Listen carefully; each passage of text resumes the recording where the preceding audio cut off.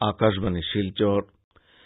প্রধানমন্ত্রী নরেন্দ্র মোদী আজ নতুন দিল্লিতে ইন্ডিয়া গেটের সামনে জাতীয় যুদ্ধ স্মারক দেশবাসীর উদ্দেশ্যে উৎসর্গ করবেন। দেশের সশস্ত্র সেনাবাহিনী যারা স্বাধীনতা পরবর্তী সময়ে দেশ রক্ষায় আত্মবলিদান দিয়েছেন, এটি তাদের ঋণ পরিশোধের একটি ক্ষুদ্র পদক্ষেপ বলে প্রধানমন্ত্রী নরেন্দ্র মোদী মন্তব্য করেন। উল্লেখ্য, 2015 সালে সরকার জাতীয় যুদ্ধ স্মারক নির্মাণের অনুমোদন দিয়েছিল। গতকাল আকাশবাণীর মন কি বাত অনুষ্ঠানে অংশগ্রহণ করে প্রধানমন্ত্রী শ্রী মোদী জানান যে এবছর প্রথম 12 জন কৃষককে পদ্ম পুরস্কার প্রদান করা হয়েছে। প্রধানমন্ত্রী দশম এবং দ্বাদশ শ্রেণীর চূড়ান্ত পরীক্ষায় অবতীর্ণ ছাত্রছাত্রীদের সফলতা কামনা করে শুভেচ্ছা জানিয়েছেন। প্রধানমন্ত্রী শ্রী মোদী বলেন যে আগামী 2 মাস লোকসভা নির্বাচনের পরিপ্রেক্ষিতে মন কি বাতের পরবর্তী অনুষ্ঠান আগামী মে মাসের শেষ রবিবার অনুষ্ঠিত হবে।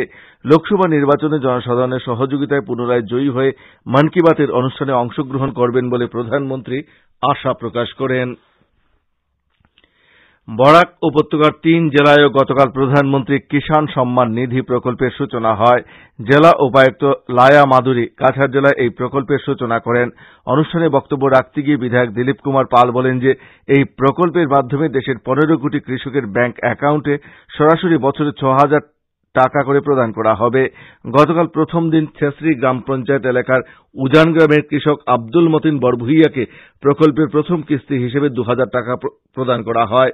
উল্লেখ্য, এই প্রকল্পের অধীনে কাছাড় জেলায় প্রায় 40,000 কৃষক আগামী 31 মার্চের মধ্যে তাদের প্রথম কিস্তির টাকা পেয়ে যাবেন এবং আরও 30,000 কৃষককে এই প্রকল্পের অধীনে অন্তর্ভুক্ত করানোর লক্ষ্য নির্ধারণ করা হয়েছে বলে জেলা কৃষি আধিকারিক জাকির হোসেন চৌধুরী জানিয়েছেন।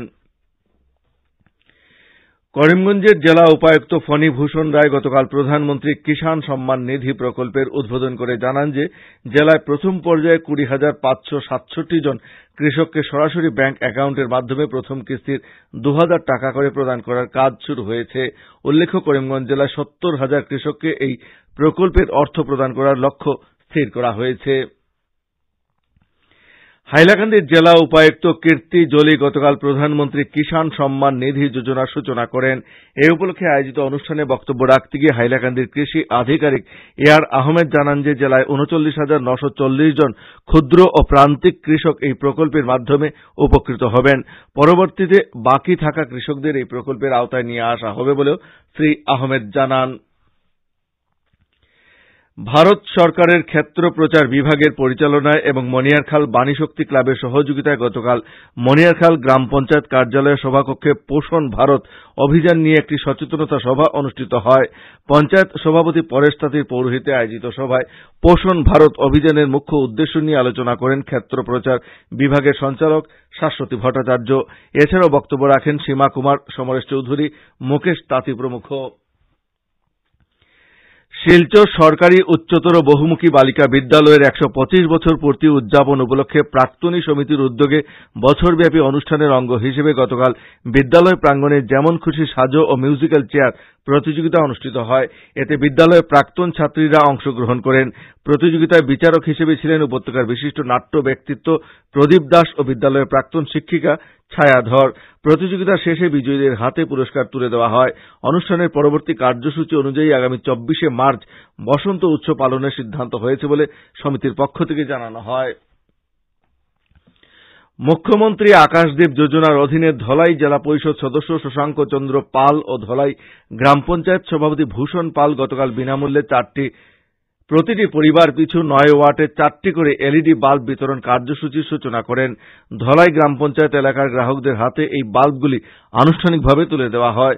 অনুষ্ঠানে অন্যান্যদের মধ্যে সোনাই বিদ্যুৎ বিভাগের আধিকারিক দিব্যেন্দু শেখর দাস, মাতৃভূমি সামাজিক সংস্থার সভাপতি শীতাংশু দাস, জেলা যুব মোর্চার মিডিয়া ইনচার্জ কমলেশ দাস প্রমুখ উপস্থিত ছিলেন। বরাক ভ্যালি মিডিয়া অ্যাসোসিয়েশনের ব্যবস্থাপনায় আয়োজিত মিডিয়া টেনিস বল ক্রিকেট প্রতিযোগিতায় মিডিয়া কিং দল বিজয়ী হয়েছে। শিলচর টাউন ক্লাবের মাঠে আয়োজিত প্রতিযোগিতায় রানার্স হয়েছে মিডিয়া 11 দল। প্রতিযোগিতার ফাইনালে গতকাল প্রথমে ব্যাট করতে নেমে মিডিয়া 11 দল নির্ধারিত 5 ওভারে 27 রান সংগ্রহ করে। জবাবে ব্যাট করতে নেমে মিডিয়া কিং 3.4 ওভারে জয়ের জন্য প্রয়োজনীয় রান তুলে নেয়। উল্লেখ্য, প্রথমবারের মতো আয়োজিত এই প্রতিযোগিতায় মোট 4টি দল অংশগ্রহণ করে। আঞ্চলিক সংবাদ এখনকার মতো শেষ।